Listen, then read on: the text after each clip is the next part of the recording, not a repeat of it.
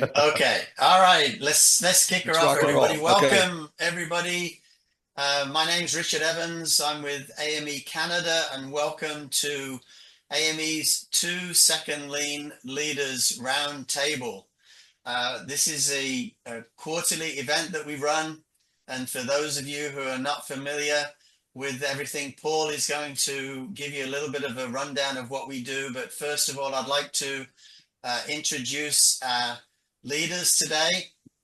Our resident leaders, Bernard from New Zealand, Alex from Houston, Paul from Seattle, and we're welcoming Glenn from Canada. Way to go, Canada.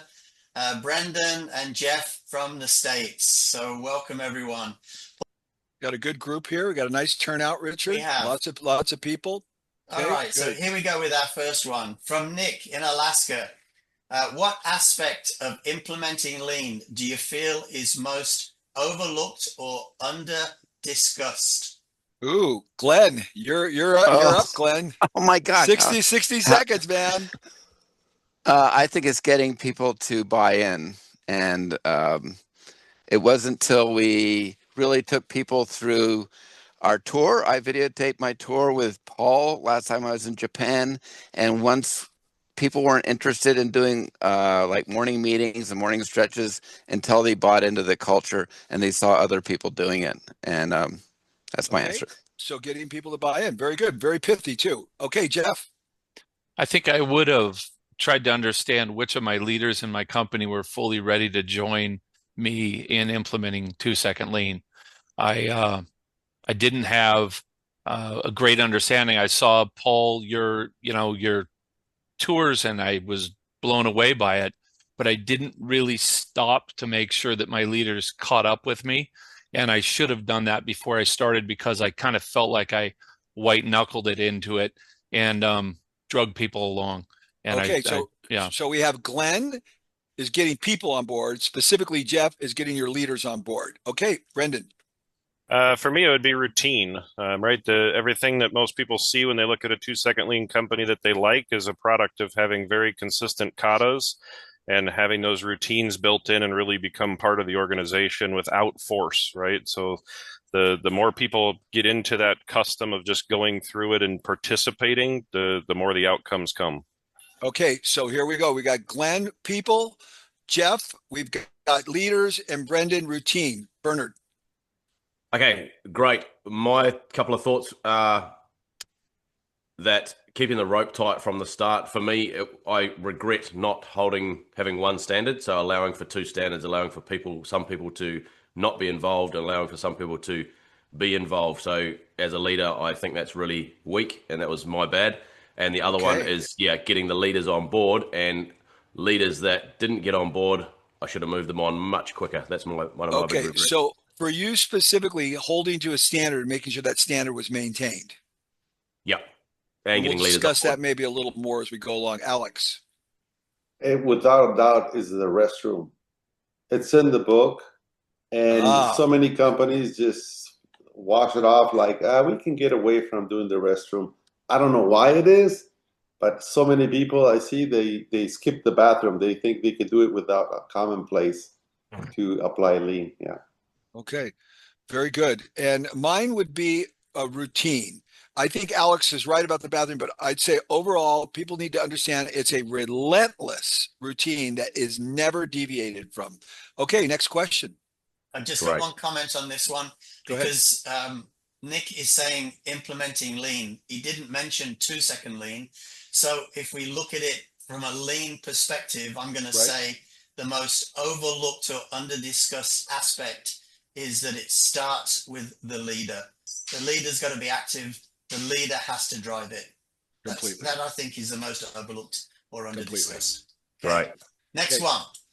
From Steve in Wisconsin. What is your recommendation for someone starting to implement 2 Second Lean into a corporation of, say, greater than 50,000 employees? Ooh, wow. Okay, Jeff, you want to take that? That's a tough one. Alex, can you move just a little closer to the camera? You're a little small. Okay. There you go. A little better. Yeah, there you go. Good. Well, okay. I struggled with implementing with 50 employees. So what I would say would be would be start small. I would focus on a very small area, and I would then figure out a way to get that throughout the organization so others could see that, and hopefully you can do a poll. Okay, Alex, I'm going to give it to you. 100% with Jeff. They underestimate and they just want to go ahead and deploy to everywhere, and it fails like it's so bad. It's focusing on a small area, and then when you have a center of excellence, show the world, right? Show the next team. Alex, Jeff, small area is 2 people, 10 people, 100 people, 50 people. I say no more than 30, 20 to 30, because when you're doing your katas, your routines, if you get too big, you cannot control, you cannot address everyone. Jeff, what size? I don't know if you could go too small. You just have to be able to share that across the organization. Okay, Glenn, you're up. Yeah, I'd say start with a platform for educating everybody and then celebrating people's wins. Find a small group that are embracing it. And as people embrace it, keep highlighting them to the group. Okay. And big recognition of people that do it. Okay, right. Very good. Brendan. So I have no experience in this. I'm with Jeff, right? Very small company. I think it would be start with all pull, no push, right? Start talking about it, get a few people to get started with it, get them to have the momentum and get other people curious. And then as people get curious, bring the people who want to participate in and grow that group out from there organically. Okay. And no pushing for anybody who's against it. If you got 50,000 people, pick the people who want it and focus on them. Don't waste your time trying to force people who don't have any. And if they don't know it, they're going to be adverse to it, and just let them be adverse until they get pulled in. Very good answers, Bernard. Yeah, so I'm going to say I'm full-time consulting. I'm working with quite a few big companies, not this size, but some big ones. And the most success we're having is start with one small team and get them into the routine, the kata. So we get the morning meeting, then we get the 3S time, and then we make sure the group chat is up and running, a daily compilation video, and then we start bringing other parts of the business through for tours to see what's going on in that part of the business. So just rock and roll and don't back down. I would say 3 to 10 people, no bigger than 10 people, but 3 to 10 people for 3 months, the top leader with them working directly, create a learning laboratory. Did I get everyone? Richard, you want to comment? Yeah, I agree with everybody. I think you got to recognize that small group and then just share the recognition around the place and invite people to come and see them and interview them. Okay. Next question. Very good answers, everyone. Will from Tennessee, how do you decide when to coach and ask hard questions and when to recognize and cheerlead improvement? You want to take it, Glenn? Sure. Well, you positive things you cheerlead and recognize publicly, and things that are tough and hard you want to do privately. Okay. Good. Jeff. I can't disagree with what Glenn said. This is a tough one for me. The hard questions part is particularly where if I ask them of the wrong people, they kind of clam up. So I try to do that gently and hopefully not scare them too much. Okay, Brendan. I'll be honest, I struggle with this one because to me, I think coaching is both asking hard questions in a way that is palpable to the person you're talking to.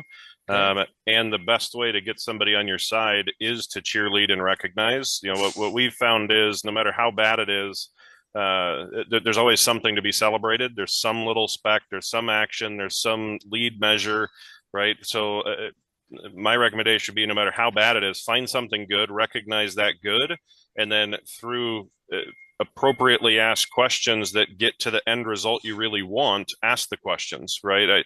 I guess I would say ask hard questions, not confrontational questions. Ooh, good one. I like it. Bernard. Yeah, so I'm going to say praise publicly and coach privately if it needs to be a hard conversation or a tough conversation. I also say don't hold back from tough conversations. So if you've got someone in the team that's been on the journey for 6 months and they're still making meaningless improvements, as in they just keep cleaning and shuffling things around and we're not actually getting anywhere, then you need to, earlier than that, get them aside and have a one-on-one and say, hey, we want you to succeed. We want to help you hit your life goals. We want you to get better. We want to make your life easier. Where to from here? What do you need help with? But cheerleading and appraising in front of your people as awesome public recognition. Okay, Alex. Yeah, I think that you should always recognize as small as the improvement is, just do it all the time. There's no question. It's something you must do every single day, every time when you see something good. And if there's something to improve, I wouldn't do it privately unless it's something very sensitive that that person is having a behavior issue. Yes, but if it's a failure of running a test or experiment and improvement, share with everyone. Like you guys and the team here said, it's just respectfully. The more you ventilate what worked, what didn't work, everybody grows with it. That's good.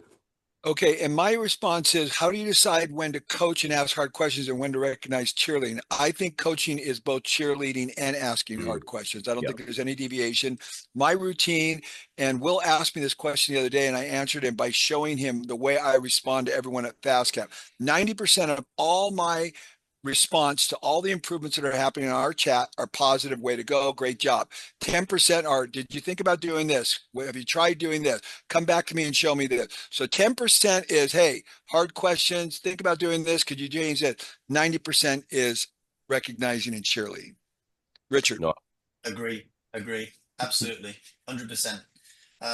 Recognize, cheerlead, because that's contagious, and it really inspires other people to do better. And the always a question of the hard ones is, how can I help you? How can I help you improve? What can I help you with? So great stuff. Next one, Dan from North Dakota.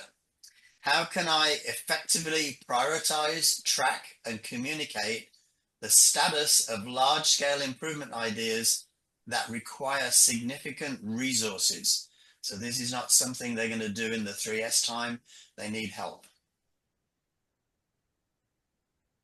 Wow. Who wants to take that one? Go ahead, Glenn. It's yours. Well, you'd break the whatever the project is into sections, and what's the timeline, and what are your mile marks for each section, and predefine what the project is with the mile marks. Okay, good. I like it. Brendan, did you have something? Yes, I think, system-wise, use whatever, right? It could be a spreadsheet, it can be a board with little shuttle cars, right? I think the mechanism is somewhat irrelevant, whatever works for you and whatever resources you have available. But I think GTD applies here, right? Find out what the next actionable step is, no matter how small, and take that action, then move to the next action and the next action and the next action. Okay, I love it. Bernard. Yeah, it's a good one. I suppose there's a few ways of answering it, but one would be make sure you can see it visually so everyone can see progress on the wall. So it's visual, so we can track it. Okay, so here's our milestones, here's how far we've come, here's how far we've got to go. And then we've done this in our company and companies we coach, is that do a weekly, like if it depends on how much you're spending and what the priority is, but you might have a separate weekly meeting with the key leaders just to track the progress and make sure everyone walks away with their WIG, their wildly important goal for the week ahead. Make sure, and then everyone is accountable to report back on that at the next meeting. So you create this cadence of accountability and responsibility, and no fluff, no BS. I love it. Alex? In a big scale company, what we do to communicate is we have a review, it's a kata, just to review all of those projects that require support, to make sure that they have a person dedicated to that and that they have the resources needed. If you don't do that as a routine, easily all these projects can be forgotten, and there's no one accountable to make that true. So how to communicate? Alex, I have a question for you, because you've got a lot of experience doing this. So you've set up plants all over the world. So do you put everything in a spreadsheet? How have you generally managed, like the opening of the plant you just did in France? Just real briefly, not nutshell. So very simple, a QR code that funnels the projects or the improvement ideas they need help with. It's not about, I need authorization to do it. If you can do it, just do it, right? That's the culture you want.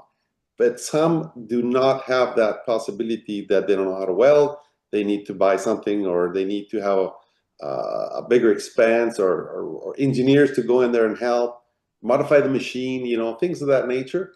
And then if you review those, they funnel into an Excel or, you know, any kind of sheet, and you get together with the leaders every week to review, okay, these 10 projects came in, 10 opportunities to improve, who takes which one? And every leader around the table is responsible to go to Gemba to see what they need, if they truly need it, if they need some sourcing, if they need some resource. But it's super important that you capture it somehow. Okay. Give attention to it. Who did I miss? Did I miss anyone? Go ahead, Jeff. Jeff. Yeah, I think you just have to make them smart goals. You have to make them very specific and understand what you're trying to improve and then track it appropriately. Okay. I like all the answers. I can't add anything other than just to repeat, make milestones, make it visual, and weekly, monthly reviews of the status and how we're going through. Richard, anything? Yeah, I would say obviously it's got to be visual. I would put it onto, say, an Excel spreadsheet that's accessible by everybody in the plant. So it's on a shared drive, and update it weekly so that people can see whether it's 25%, 50%, 75% complete, and what the next step is. So an Excel spreadsheet will do that for you. Okay, and the way that Japan does it is, and the way that Toyota does it specifically, is they have a large board that's about approximately 3 foot by 4 foot. It's huge. It's a big poster board, and everything is put on that sheet. They bring that board out once a week, once a month. Everybody is responsible for all the different elements of it. They look at the board, they look at the status, and they go through. So they have this movable board. They don't even put it in a spreadsheet in Japan. Okay. Go ahead. Nice. Yeah.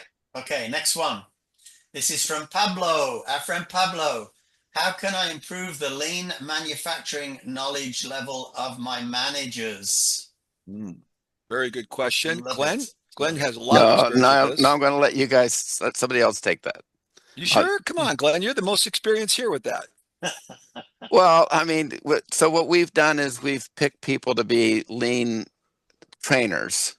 And I found that you can pick somebody that's not actually like, there's a difference between a teacher and somebody that's actually doing it. And one thing I've learned is the people that maybe are the most gifted mechanically and actually doing things aren't necessarily the most gifted teachers. And I would go for teachers, and then I would go and find the people that are implementing it and just showcasing them.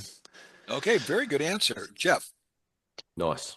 I would say that one thing that I overlooked for much of my career was that I felt like I always had to just develop the people that were on my team. But as positions open up on my team, I now go look for people that are already have that skill set.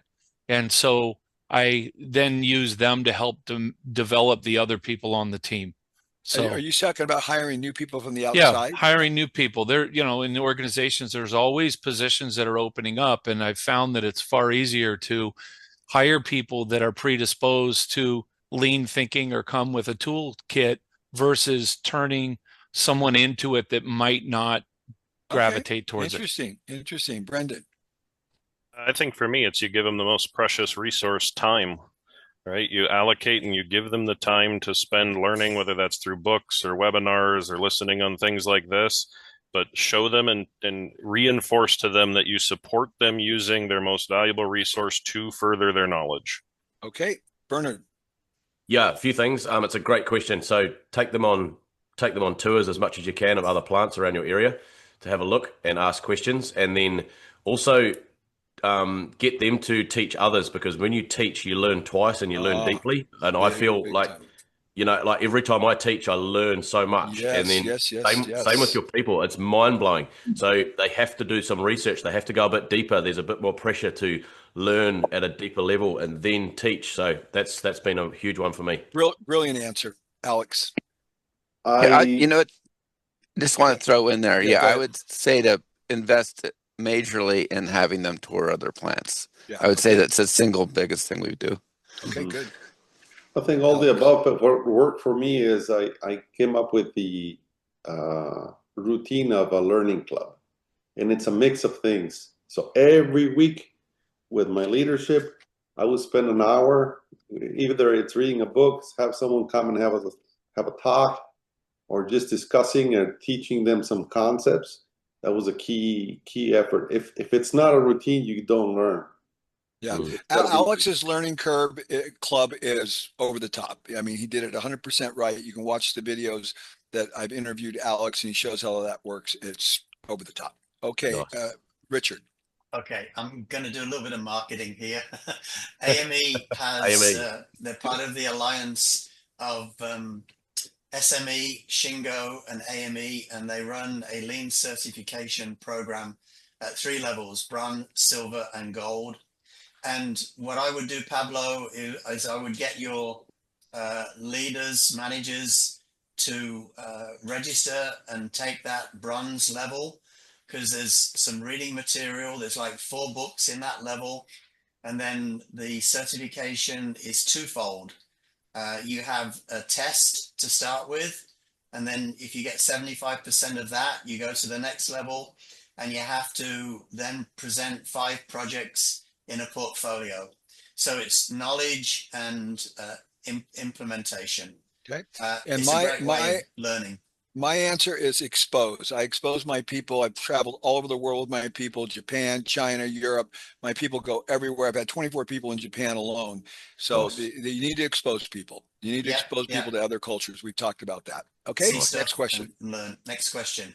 Okay, JB from Texas. What would be everyone's advice to take your 2-second lean culture to the next level? This would be after your team is in place and on board. Okay, I'm going to take that question first. And the answer is one word: challenge. Every person on your team needs to be challenged, and needs to be challenged to be uncomfortable every day, all the time. Go ahead, Jeff. I don't know. I'm probably stuck at this stage right here myself, so I'll listen to your advice. Okay, Glenn. Well, you can do what's it called? Theory of constraints. There's more things you can learn than, there's a lot you can build on with the foundation of 2-second lean. Exactly. Very good. Richard, we'll just go right down the line. Oh, I would say just like you said, Paul, challenge. Have you removed all the waste? Why do you want to get to the next level? Because you'll never eliminate all the waste, and just there's lots of tools there to help you with the small items that you can't manage with the everyday improvements. Yeah, I'll give you a good example of the challenge. So yesterday I was walking around a facility. I walked into one area, and I looked at the area. I had Colby, I had Lucas next to me, and the guy who was in the area. And I said, Colby, why is this like this? Lucas, why is this like this? Because it was well below our standard. And he said, well, I haven't had time to do it, my son said. I said, it's not your job. You need to challenge Matt to do it. Matt's been here for 5 years. He knows exactly what to do. Matt, get this done and get it done tomorrow. I walked in today. Everything was flawless. Challenge people. Get them off their ass and get them working immediately. Don't be easy on people. Go ahead. Next. Brendan. I think kind of what you were talking about, having standards, but I think beyond that, it's teach and train, teach and train, teach and train. What we've found is anytime we level off and we have kind of a plateau, if we focus back and continue the training and teach them to see the next level of waste, it keeps going up. Okay, excellent. Bernard. Well, my answer is that every day is the next level. So, like, what's your level? Next day is the next level. Next level. Next level. Next level. You're not sitting still. There's 2 states. You're either declining or you're improving. Completely. No, you cannot tread water. You cannot tread water in leadership, in business, in life, and anything. Your health, your fitness, anything. So you're going up or down. So next level. Tomorrow's the next level. Tomorrow we must be 1% better. So the morning meeting agenda, if that goal at the top of that agenda is not to make today the best possible that it can be, and to make today 1% better than yesterday, then your agenda is a joke. So change your agenda. Make your agenda better. Keep improving your morning meeting agenda. Keep getting more value from that meeting. And then the next thing is you can start teaching on things like the 3 MUs, so unevenness, overburden, and waste. How do they all work together? There's all these things, and forever, this journey goes on forever and ever and ever. There's one more thing I wanted to say is you tell all your team as a leader, I always say to people, you've got plenty of friends that will scratch your back and tell you you're wonderful, right? And everyone says, yeah, we do, because I do, right? And then I say, I'm not that friend. I'm the friend that says, you're a great person, but you can do way better. You're living way below your potential. Let's go. Today's another day we're going to get better. Absolutely. Okay, Alex. Yeah, two things, JB. Make your routine to go out to the shop and do Gemba walks and challenge. Do the Socratic method, just what Paul is saying, just challenge. And open the doors to outside. Open the tours so they can come and see you. So they take pride on what their improvements are being done. And they want to do more for the next level, for the next visitor, for the next customer that comes. Okay, so specifically, I have a huge tour tomorrow with the largest gas company in the United States, bringing 8 executives to my place, private jet flying in. I'm going to tell them, you're going to walk around our facility, you're going to meet with all our people. You need to tell our people what they can do better. Nice. There you go, right there. Make yourself vulnerable, JB. There you go. Next question. Next question. Anonymous. Oh, how do you train the key leaders in your company, and how do you measure their performance?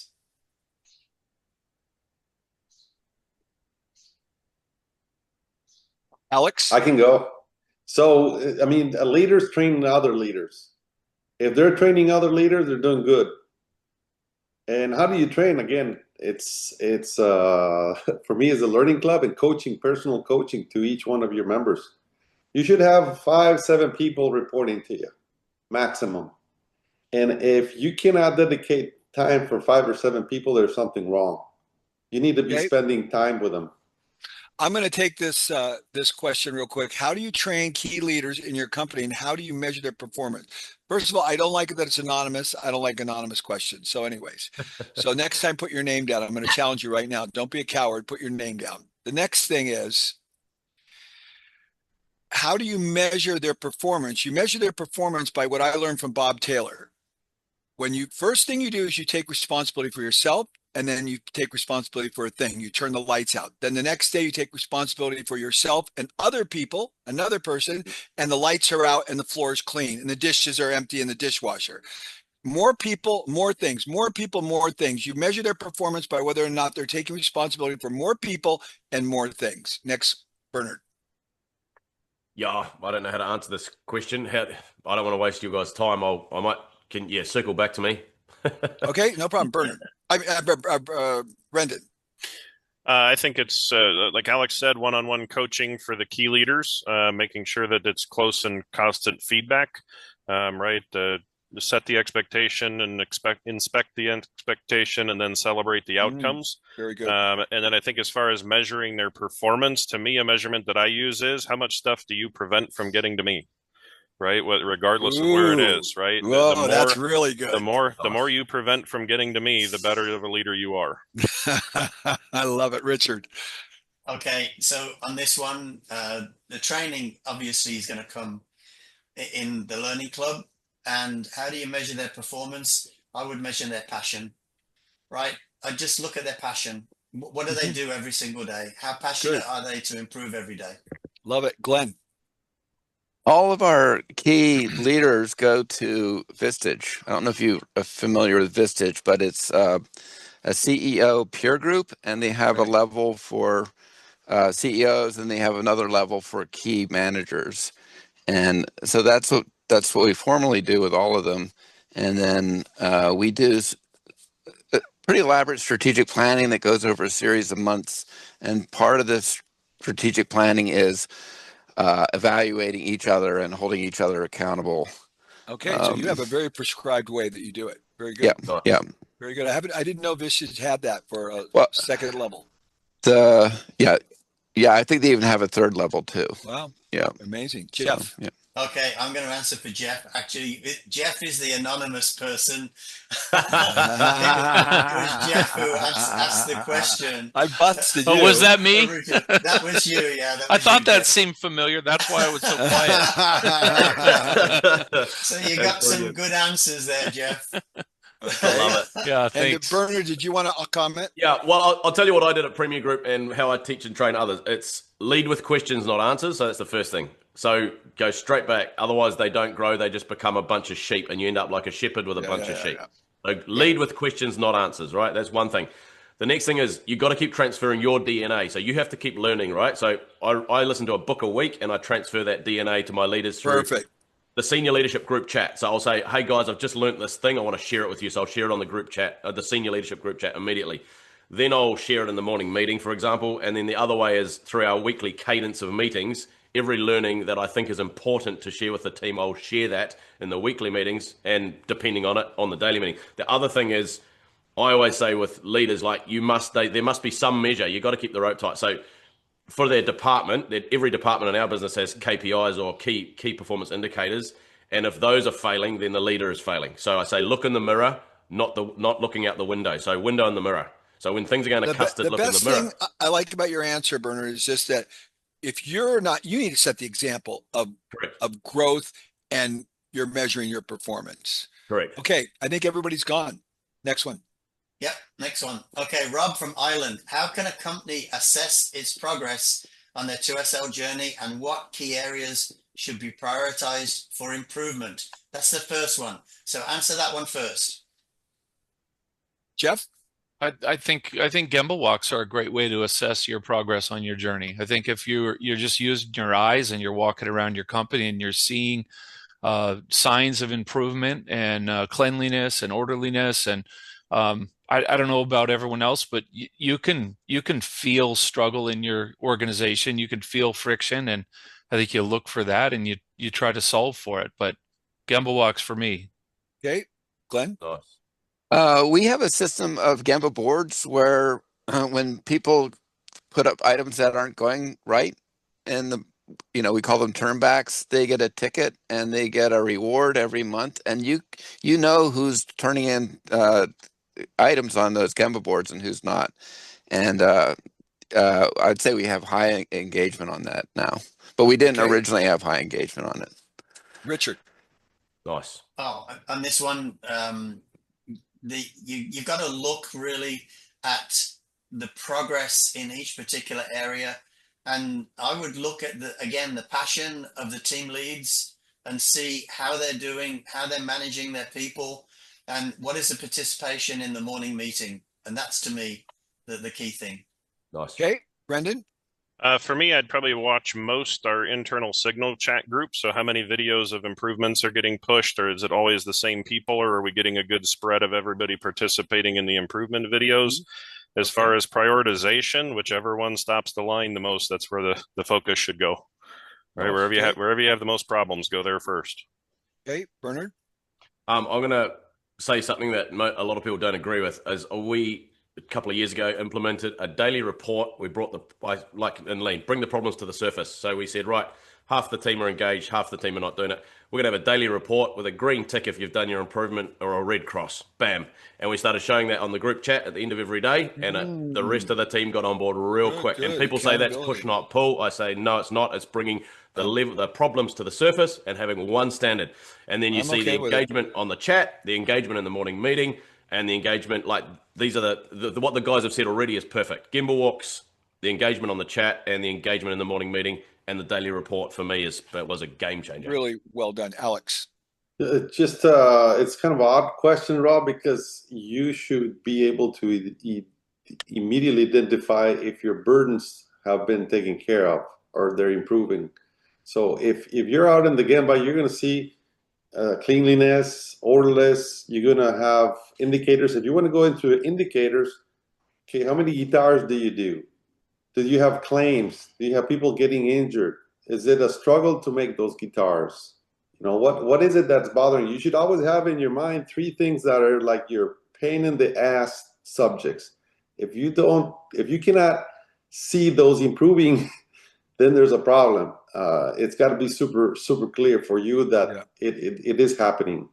I would say what Alex is saying is it should be pretty obvious. And if it's not obvious, there's something wrong. That's number one. And number two, I'd say the way we did it is we were exposed to a lot of different companies, and we saw what everybody else was doing. We said, boy, we're way underperforming compared to those guys. We need to up our game. So we were benchmarking, but it should be pretty obvious too, even without benchmarking. But benchmarking is effective. Okay, next question. Let's go to the next question. Okay, next question. Also, if I want to bring a willing team member forward, are there specific areas you'd recommend focusing them on first?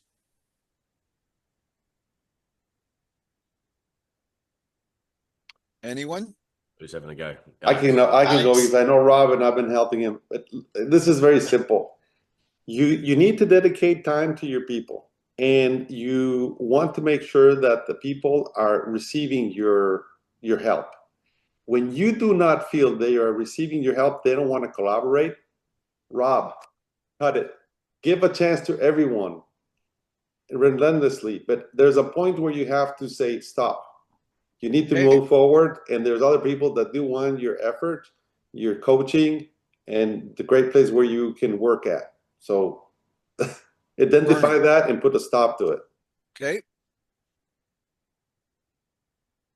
It's good. I'll go on this one. Go, okay, Richard. so if I've got somebody who's a willing team member, I'd say, right, I want you to take a challenge and manage the improvement videos that we show at every morning meeting. So go around to people, get their videos and show them. That will get them engaged in everything. Good, I agree. Good. Brendan or Glenn? Oh, I mean, I try to get people to come forward with being open and honest with weak areas that they have and strength areas that they have, and be open with where they can improve. And I like people that aren't I love it when people start with talking about problems, and it's taking the fear out of talk. I don't like when people are hiding what's going wrong. That's what I don't like. Right. And that's So why you actually reward people when they make a mistake, That's right. or when they have a problem. That's right. We call That's it right. turn back, right, Glenn? That's right. Yeah. That's So right. you actually celebrate that. That's right. Amazing. Okay. That's right. Brendan? So I guess I interpret the question as a willing team member forward, meaning we're going to bring a willing team member to a higher level of helping other people. So I think with that, it would be focusing their training on getting to help other people not tolerate the smallest struggle that they encounter, and how to even see struggle. So many people are so blind to struggle because that's just the way it was. I love it. And encourage them to help people break that mold. Very good answer, Jeff. Yeah, it's great. I'm not going to do better than that one. Good answer, Jeff. Okay, and I'm not even going to answer. I think you guys covered it. Next question. All right, just a quick one. Bernard, with your checklist of the green and red, I remember 30 years ago, one company was having trouble with attendance in a certain cell. So we put a visual attendance sheet up. If you're here on time, ready to work, you get a green check mark. If you're not, you get an X. Hey, Richard, I'm gonna bust you right now. I think that headset that you're wearing is a phony headset. I don't think you're really using it. I don't think the audio is good. I can hear him. Yeah, it's echoey. Is that better? Yeah, way better. Holy Oh my gosh. That was a bunch of garbage, man. I Everybody forgot put to that put boom the mic in front of them. I was like, I'm tired I of forgot hearing to this put the echo. mic I'm down. gonna call you out with the expectation. There's a standard. You better meet that freaking standard. Okay, next question. Okay, next one. Clint from Houston, right next to you, Alex. What leadership topics pair well with lean principles that we can teach in our annual leadership training? We're teaching the second half of the 2-second lean video series and are looking for other topics to include. I'm going to take this one first. The very most important thing, Clint, you'll ever do is teach your people to communicate more effectively. Straight, clear, don't beat around the bush. Teach them how to communicate. Go ahead, Jeff. I would say initiative. I would train people to take initiative in your organization to make improvements. Okay. Nice. Glenn? I would teach them to when they bring forward solutions, bring forward 3 solutions at a time, because I see people getting caught up on their egos with a single solution. I like that. Good. Richard? I would get them to implement leader standard work, get into the CADA routine so that every single day they know exactly what they got to do. Yeah, so very important, Clint, is standard work. That needs to be a topic that needs to be understood at a very deep level. Brendan? Nice. I would agree with you on this one, Paul. It all starts with effective communication. If you can't communicate the idea, there's no way you're going to get change. Right. The biggest thing I worked on with Lucas, everyone, so people listening in the team here, is Lucas was not a good communicator. He doesn't mind me saying it because, he talks about it in his speeches when he gives them. Not an effective communicator. And I worked on and hammered him on how to communicate and get the point across and be very direct and very clear with everybody. And he is at a whole other level. Bernard? Yeah, that's great. I can't add much. Just teach them how to be a servant leader, serving those that they lead, coaching, teaching, training, supporting. I love it. Get on the Gemba, get on the Gemba, get on the Gemba. All my clients I'm working with, if I can get them on the Gemba every day, they are just kicking goals. It's unbelievable. Yeah, servant leadership, very big as a leader. A lot of times leaders think they're the boss. Servant leadership. Alex? I would say the Socratic method, being in Gemba, like Bernard says, and just ask the right questions. I learned that from FastCap, and it just stunned me because for some reason we've thought, or I thought, right, that challenge someone is something bad or it's delicate. And that's the most respectful thing you can do. Why? Because the person has a lot of things that they can achieve. They have a lot of potential. And if you don't challenge that, it's like in the chats. It's like, oh, bravo, that's really nice in a chat. You know, they do an improvement. No, give an improvement and a challenge. An improvement and a challenge. Hey, this is super good, but how can we do it half of the space? Okay, Clint, I think you got a lot of topics, Clint. I think I learned a lot through this one. Very good. Next one. Nice. Okay, next one. Mary C. from Ireland. How can I improve production efficiency and reduce inconsistencies when every product I make is unique or custom made? Wow. I'll take.